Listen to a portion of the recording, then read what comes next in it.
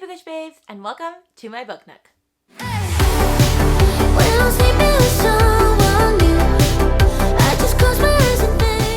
Welcome back to the old friends and hello to the new friends. If you're new around here, my name's Rennie Barton. I'm an elementary music and middle school musical theater teacher by day, a booktuber day and night, and we talk all things thriller and horror, sometimes romance, sometimes fantasy, and sometimes historical fiction. I just like to read all the things. So if you're about that, make sure to click subscribe. We have videos every Sunday and then other random days of my choosing, and that's how we roll around here. But in today's video, we are going to be talking all about the one with my February TBR, which, if you don't know, it is a Friends-inspired game by the show Friends.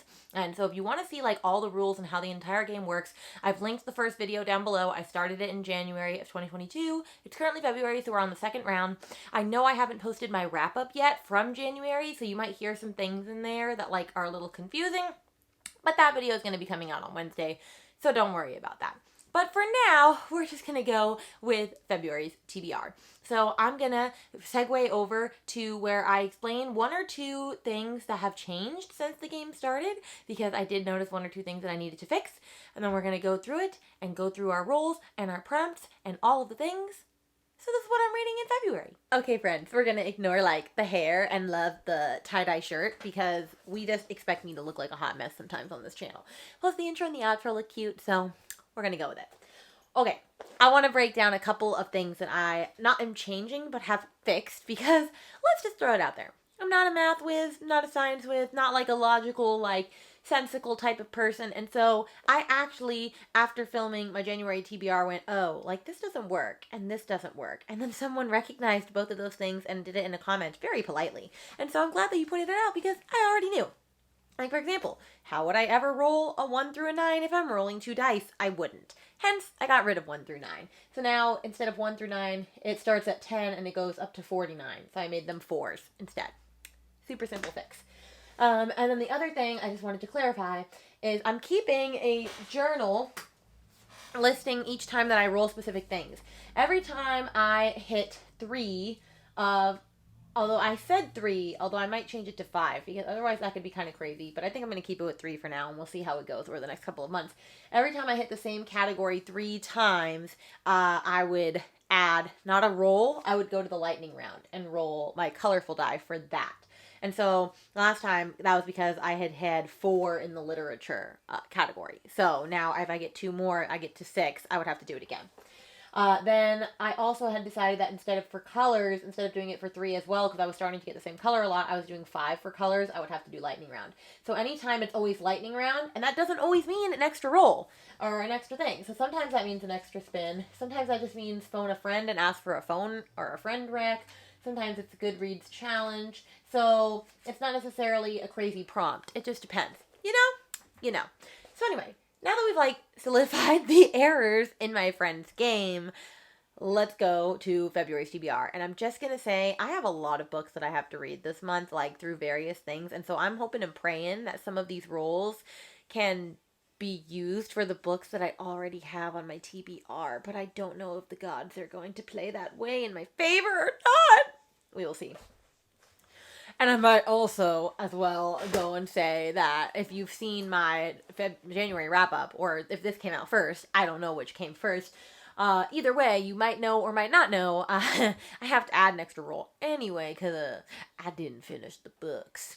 So I have 5 rolls, as I said, or 6, depending on if I had to add an extra roll. Last month I did, and I had to read 6 books, and I didn't get to them all. I did read The Lovely Wife, which was my thriller one, and loved it. It was a 4-star. I did not get to Next Year in Havana by Chanel Cleeton. Now, at the time I'm filming this, it's January 25th. I could maybe get to some more books. However, I just know I'm not going to get to this. I'm just not in the mood to read this right now.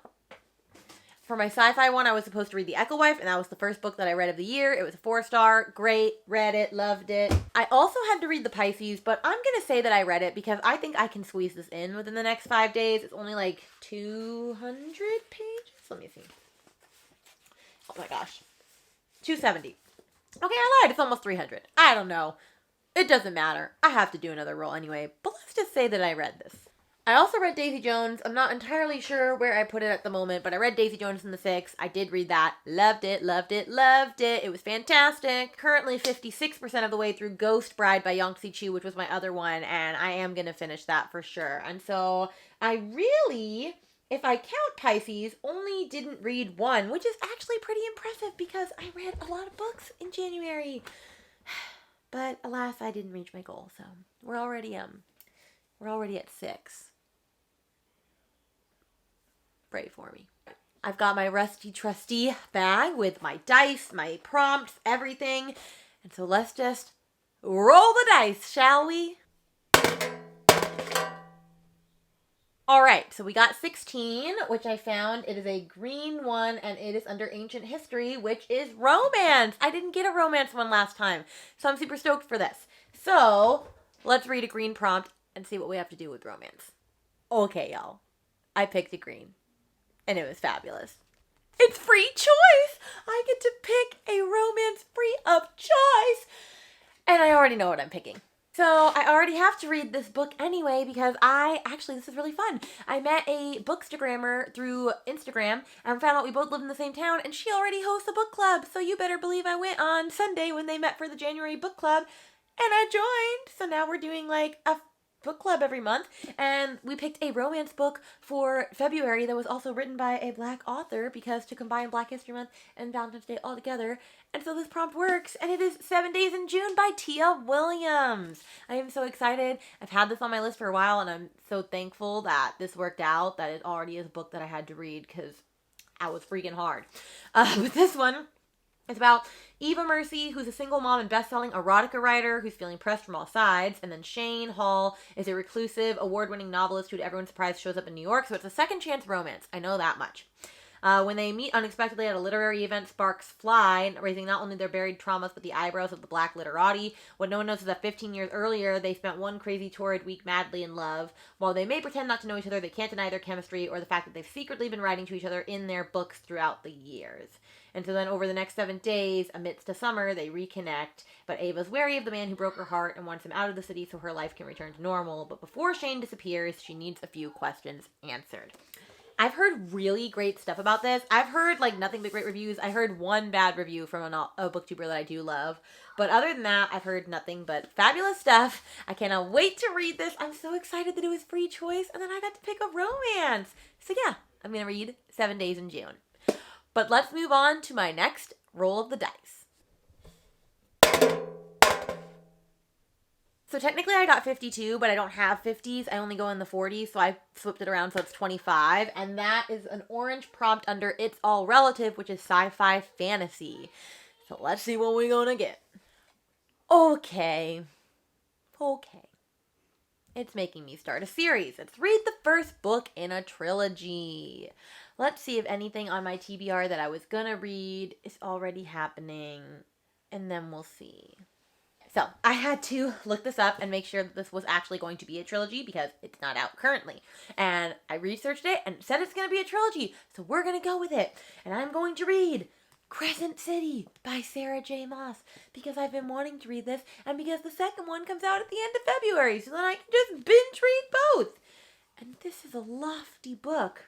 It's about 800 pages. Although I've heard people just fly through it and that it's fantastic. So anyway, I'm excited to read this. If you don't know what it's about, it says it's about half fae, half human Bryce Quinlan loves her life. Every night's a party and she's going to savor all the pleasures Luna Theon, also known as Crescent City, has to offer. But then a brutal murder shakes the very foundation to the city and her world comes crashing down. 2 years later, she still haunts the city's most notorious nightclub, seeking only oblivion now, trying to put the past behind her. When the murderer attacks again and an infamous fallen angel, Hunt Athalar, is assigned to watch her every footstep, she knows she can't forget any longer. As they fight to unravel the mystery, the threads they tug ripple through the underbelly of the city, across warring continents, and down to the deepest levels of hell, where things that have been sleeping for millennia are beginning to stir. Of course, this is going to be an epic fantasy romance novel, I'm sure. But yeah, this was also actually on my list. I wanted to get to it. I was hoping I'd get to it. So this is going really good so far. I'm just getting books that were already on my list. Okay, that was our second roll. On to roll 3.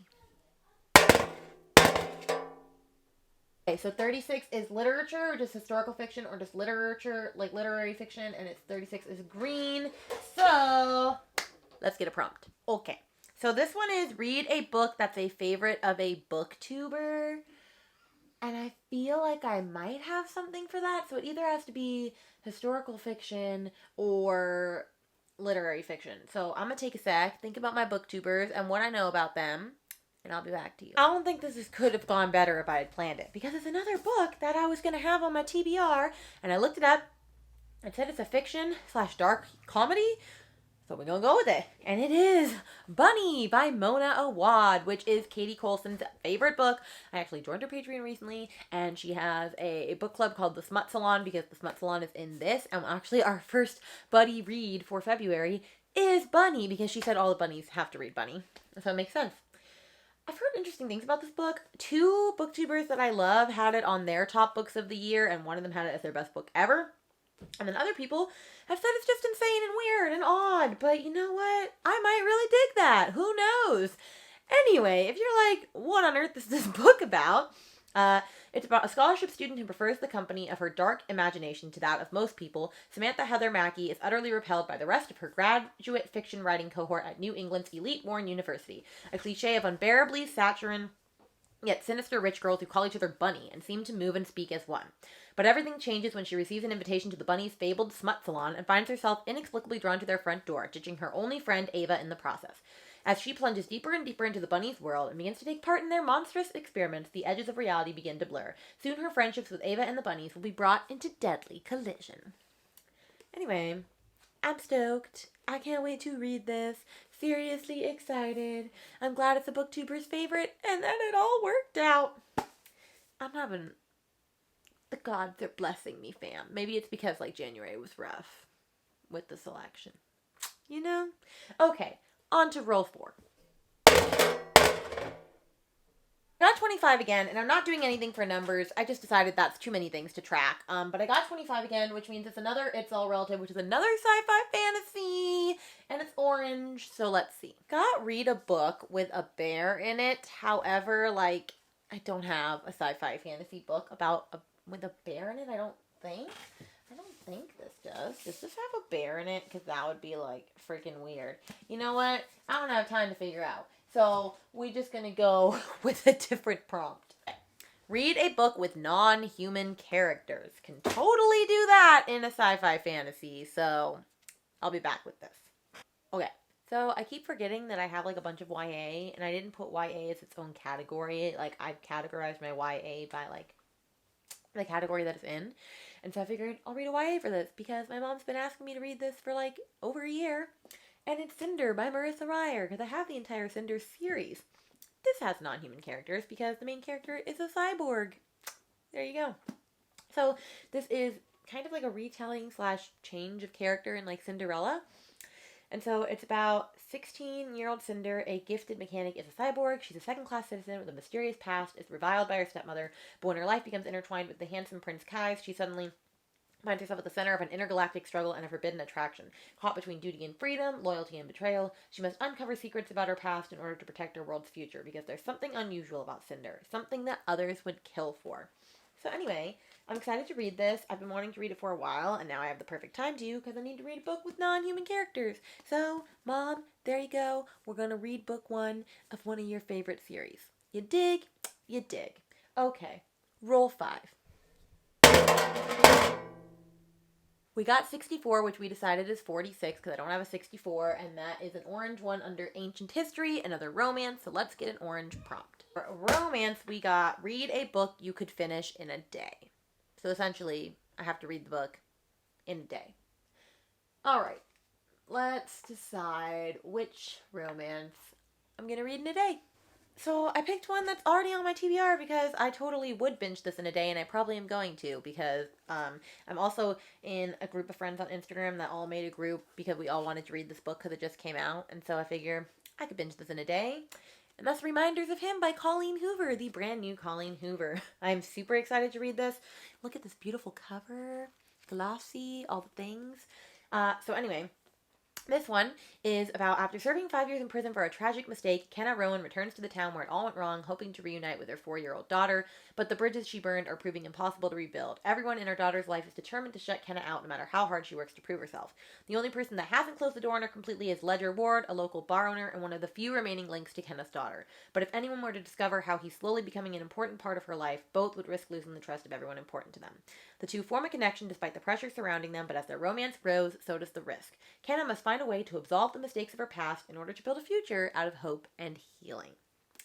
I've pretty much only heard fabulous things about this, and that it wrecked everybody in, like, the best way. I've heard, like, maybe 2 reviews on this, but I'm excited. I've only read It Ends With Us so far by Colleen Hoover. I have, like, 5 other books by hers. I was going to do a Coho reading vlog soon anyway, so I probably still will and include this book, but I'll definitely read this as my book you can finish in a day for roll 5.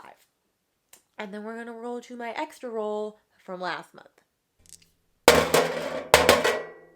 So, 15 is Orange and Lit, which is historical fiction and literary fiction, which I'm already sad because I'm going to have to add some rolls in a minute, and we'll explain that in a sec. But anyway, I got that. So let's pull an orange prompt again. I got read a book with flowers on the cover. I don't know if I have any books in the literary fiction / historical fiction with flowers on the cover, so I'll be right back. So I actually had a couple options I could have gone with, and it's between 2, but I'm pretty sure I'm probably going to pick the one that's shorter because I'm already reading a lot of books this month. But it was the main ones were between Kristen Hanna's The Nightingale, because this one does have flowers right here with the bird. And then I also have The Lost Apothecary by Sarah Penner. And I'm not going to lie, I'm probably going to pick The Lost Apothecary.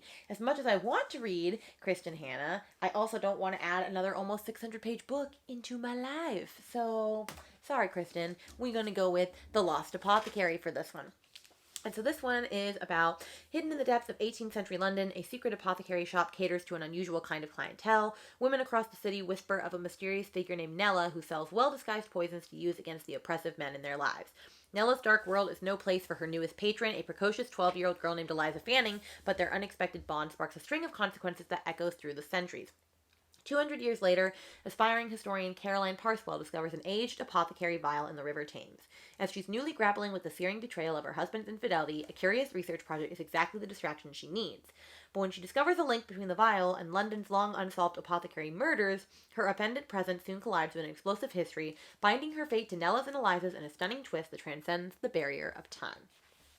I've heard good stuff about this one as well. I mean, this one was, I think, one of the top 5 Book of the Month selections of the year. It was the only one in the top 5 selections for Book of the Month of the year that I didn't already own, and so I asked for this for Christmas. I just coughed epically if I look like that. Anyway, it was the only one that I didn't have for Christmas, so I asked for it and I got it. But yeah, I think I will read this one as my choice for roll number 6. And now we have to talk about why I have to do 2 lightning rounds in a row, because that's what we said we were doing if I had numbers right. So I've now gotten to 6 in literature. Oh my gosh, I've gotten 6 in literature, which means threes, so I have to do a lightning round. And then I also got to 7 in orange. This happened right before this, and so I said once I got to 5 in the colors that I had to do it again. So that's 2 lightning rounds that I gotta do. Although, you know what? I think the gods are gonna reign in my favor. Because there's a couple other books that I still have to read for my TBR that I think I can make happen with these 2 lightning rounds. And I know Friends Trivia. So I have the chance that if I don't mess up and I get them right, I don't have to do anything. So, come on, Friends Trivia. Pull through! We're gonna test my Friends Trivia. My son ruined my timer, my sand glass timer, and he completely let all the sand run out. So I'm just going to do it with a 30-second timer. I looked up how long the timer normally is. I'm going to press go on my computer, 30 seconds to answer 5 friends' questions. Ready, here we go. Okay, what tennis player does Ross's dad thinks has quite a tush? When Monica hurts her eye, what doctor is on call to treat her? It's Richard's son. Richardson. That's good enough. What was Ursula Stalker's name? Oh my god, these are hard. We'll come back to that. How much money did Phoebe give Chandler to stop smoking? $500 and a thumb. What is the name of Joey's sailboat? I just have to get 3 of these right. Oh, time's up. Well, that's at least one roll. Let's see the answers, shall we? Steffi Graf has quite a tush. I would never have guessed that. Dr. Tim Burke, Richard's son. I got that. Malcolm was the stalker's name. $7,000. All right. Mr. Beaumont. Man, these are like really tough. Really, really tough. Okay, well, let's just do the other Friends trivia while we're here and see if we have to add 2 rules or 1. And here we go. Okay, what amount did Joey think he could get for the entertainment center? $200? Who from her high school past did Monica go on a date with? Oh, Chase, Chad, Rachel's first boyfriend. What did Monica's high school economics class make especially for her? A marching band uniform. What did Ross mistake for a rat in the dirty girl's apartment? What did he mistake for, a rat? A hamster? And which of the 2 friends went into the catering business with each other? Phoebe and Monica. Okay, so I got Phoebe and, let's see. I got Phoebe and Monica, her hamster, her band uniform. It was Chip Matthews and it was $5,000. But I got 3, baby. I got 3. So, I only have to add 1 extra roll. 1 extra roll. Oh, thank Jesus. My Friends trivia is coming through. That stuff is hard. And I watch Friends like all the time. Friends. Get it? Friends? Okay. Final roll. Roll 7. Editing Rainy. Yeah, yeah. Don't we love editing Rainy? In her pajamas. I'm here because I keep effing up my own Friends TBR game. I don't know why it's so hard for me to remember that if I like do this many of a certain color or this many of the same category, that I need to roll my colorful die and not just assume that it's like another like free roll. So like, you know, this is where I'm gonna edit it. We're gonna roll because I did do the Friends trivia and remember I won 1, lost 1, so that means that I had to roll my colorful die to see whether I get a predetermined prompt, like I have to call a friend or pick a nightmare prompt, or I just get a free roll. So if I get a free roll, we're just gonna continue with what I already filmed, and if I get something different, we're gonna go with something else. Okay. But right here goes nothing. Oh, mother fricker. Black is not good, fam. Black is not good. I believe that's nightmare prompt. Bom, bom, bom. So, nightmare prompt are prompts that I really would not want to do. Like, read the least favorite book, or like a book you are so not excited to read. Or read from an author that you absolutely disliked. Or read a book that's over so and so many pages. So, I'm going to grab one of my nightmare prompts, and we're going to see what happens. It did not go good for me, fam. It didn't go good. So the prompt that I pulled was choose a book that's over 700 pages long. Although, I'm already reading a book for another prompt that's 700 pages long, like you saw earlier, Crescent City. So I think I'm going to go with that. But I will pick a second book if I really want to challenge myself. I will go grab another book. And we will see in February at the end if I read both. But if not, I'm counting Crescent City. Editing Rainy one more time. I lost the clip where I filmed what I was going to read for that and what my options were. So I'm going to record it really quick. My 2 options were A Little Life by Hanya Yanagihara, which is like 804 pages, and The Priory of the Orange Tree by Samantha Shannon, which is like 802 pages. But then I remembered, the second Crescent City, House of Sky of Breath, is coming out, and I've already pre-ordered that. So that's going to be my prompt for over 700 pages, because I'm pretty sure it's like 736. But remember, like I said, if I read Crescent City and I don't get time to House of Breath, I'm not going to punish myself, because that technically counts for that prompt. This is just if I want to push myself and read both in February. You dig? You dig. Back to the main shim sham. So I picked In My Dreams I Hold a Knife by Ashley Winstead, which I was already going to read because because it's one of my 5-star predictions for the year, and I'm trying to read a couple of those every month. So we're just going to go with it. We're not going to question. It's ribbon, it's paper, it's same thing. So this one is about 6 friends, 1 college reunion, and 1 unsolved murder. 10 years after graduation, Jessica Miller's planned her return to Duquesne University, and everyone's going to see the girl that she wants them to see, not the girl she was when she left campus, back when her friend's murder fractured everything, including the tight bond that linked the 6 friends she'd been closest to since freshman year. But not everyone is ready to move on. Not everyone left Duquette 10 years ago, and not everyone can let her murder go unsolved. Someone's determined to trap the real killer to make the guilty pay. And when they're reunited, they'll be forced to confront what happened that night and the year's worth of secrets each of them would do to keep anything hidden. So I'm super excited for this. I've heard literally nothing but good things about this. I've not heard one crappy review about this, so I'm beyond stoked to read this finally. As far as what the TBR gods chose for me, this is our stack. It's a little heavy because of the Crescent City, but this one. Okay, 5 of these were already on my TBR, so that's not that bad, friends. Now let's talk about the books that you didn't see that are also going to be in my TBR for February. So another book that's on my 5-star predictions that I figured I should just knock and get out of the way because everyone is saying only good things about it is The Love Hypothesis by Ali Hazelwood. Plus, I want to read this before her other 3 Steam novellas come out and this other, like, non-related book to this, but this is kind of related, called Love on the Brain. And so if you don't know what this one is about by now, it's about Olive Smith, and she doesn't believe in lasting romantic relationships, but her best friend does. And so in order to, like, get her off her case, she, like, pretends that she's dating someone in the building and kisses the first guy she sees, and that just happens to be Adam Carlson, who's, like, this young hotshot professor, Mr. Grumpy Sunshine. And so they, like, agree to be fake boyfriend and girlfriend. I can't remember what his reasoning for her being his is, but then, of course, they actually, like, fall in love. And it is a fan fiction, I believe, of Kylo Ren and someone else. I don't watch Star Wars, so I don't know entirely. But, like I said, I've also only heard fantastic things about this. I've never heard anybody knock this one. Like, literally nobody. Everyone's like, oh, I'm not going to love this. And then they end up loving it. So I hope that's the same for me and that I love it just as much as everybody else does. I'm stoked. Cannot wait to read this finally. Then last month, as you know, I read Jade City by Fonda Lee for Mel Reed's Greenbone Saga Readathon. And so that is continuing into this next 2 months. And so I'm reading the second book in the trilogy, Jade War by Fonda Lee, which Jade City was about 500 pages. This is like about 600 pages. So we added 100 pages.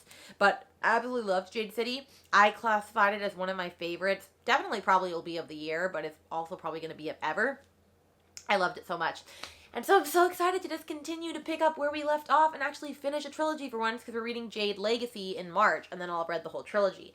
I'm super excited. I'm not really going to explain this one because if you don't read Jade City, I don't want to ruin what the sequel is about, but it's just this high fantasy novel where certain people in certain rankings wear Jade, and Jade amplifies their strengths and their capabilities, and there's 2 rival clans at war, and the war is finally really going to a head in book 2. So I'm super excited to follow our characters again.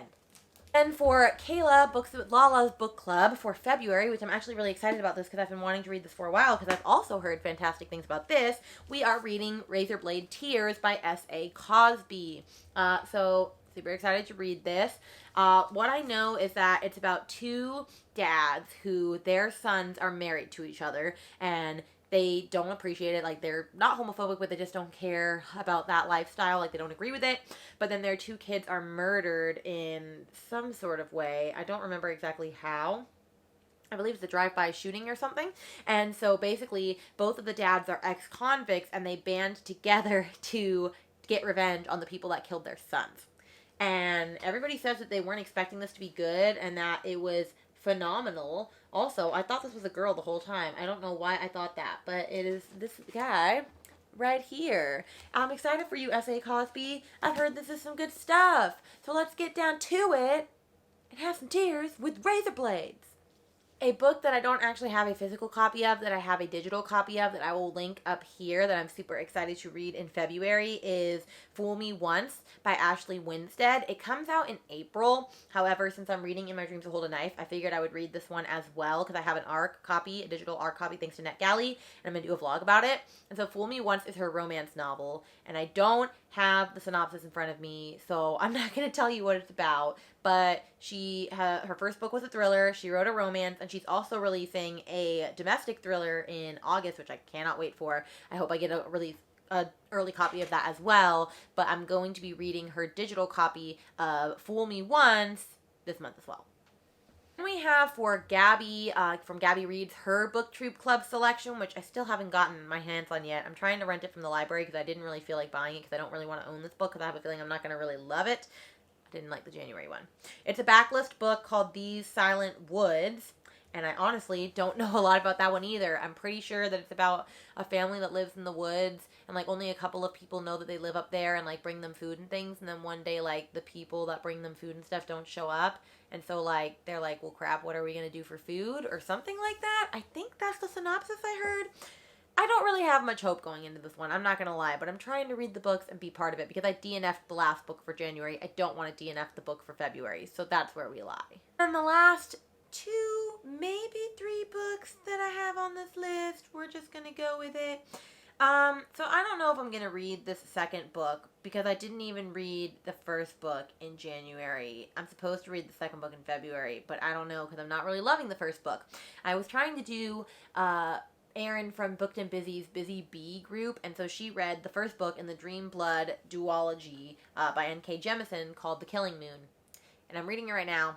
I'm not really vibing with it. I might not finish it. And so I'm not going to push myself to read the second book in February, so I'm not going to count that. What I am going to count is another highly, highly anticipated read for February. And that is Finley Donovan Knocks 'Em Dead. I actually just got the audiobook early, but since it comes out on the 2nd anyway, I'm just going to buy the book and have it delivered on the 2nd, and then I have the audiobook until the 8th, and so I'm just going to read it within the first week. But Finley Donovan, I've talked about it 100 times on here. I'm not going to talk about it again, especially because I'm not going to talk about the sequel because that would ruin everything. But she's a she writes murder mystery novels. Someone thinks that she actually is an assassin because they overhear her wrong and ask her to like kill her husband, and then it just goes awry from there and all of this stuff. And so the second one is just continuing that story. I can't wait to read it. It was a 5-star, one of my favorites of last year, so I'm sure the second one is going to be phenomenal. And then the last one, and I say one because I want to read 2. However, I don't know if I'm going to get to it. I have to read Sundial by Catriona Ward, which she's the same person that wrote The Last House on Needless Street, because I got an arc of it, and it expires on March 1st. Yeah, it expires March 1st, and so I have to read it by then. And so I figured I would just read Last House on Needless Street as well with it, because I wanted to do a vlog on Catriona Ward. However, I don't know if I'm going to make that happen. So I'm going to tentatively say Last House on Needless Street, but for sure, Sundial by her. Which, what is Sundial, you ask about? I don't even freaking know. So let's see. Shall we? I have my laptop on my lap. Sundial, Catriona Ward. It says, all Rob wanted was a normal life. She almost got it too. A husband, 2 kids, a nice house in the suburbs, but she fears for her oldest daughter, Callie, who collects tiny bones and whispers to imaginary friends. Rob sees a darkness in Callie that reminds her too much of the family she left behind. She decides to take Callie back to her childhood home to Sundial, deep in the Mojave Desert, and there she has to make a terrible choice. And Callie fears, the daughter, fears that only one of them will leave Sundial alive. Sounds great. Exciting. Inviting even. So I'm not going to tell you the synopsis for Last House on Needless Street because I don't know if I'm going to read that. And that's all we're going to go with for now. So if we include books that I actually have currently with me at this exact moment, minus like 2 or 3 books, this is our lofty stack for February. When we make it, I don't know, fam. I don't know. But that's how we're going to do it. So I'll see you in the lovely outro that I planned. And that is my February TBR. I know I am going to try to read a lot of books, and January wasn't as successful. By the time you see this, I'll have only read, I believe, 10. I would have been at 11, but I DNF'd a book. You'll find that out in my January wrap-up on Wednesday. But yeah, I survived. It's okay. But we're going to see how February goes, and hopefully it goes a lot better. I will say I wasn't nearly as excited about most of the books that I was reading for January as I am for almost all of the books that I'm reading for February, so I think I'll have more luck. But I'll see you guys in the next video. Bye!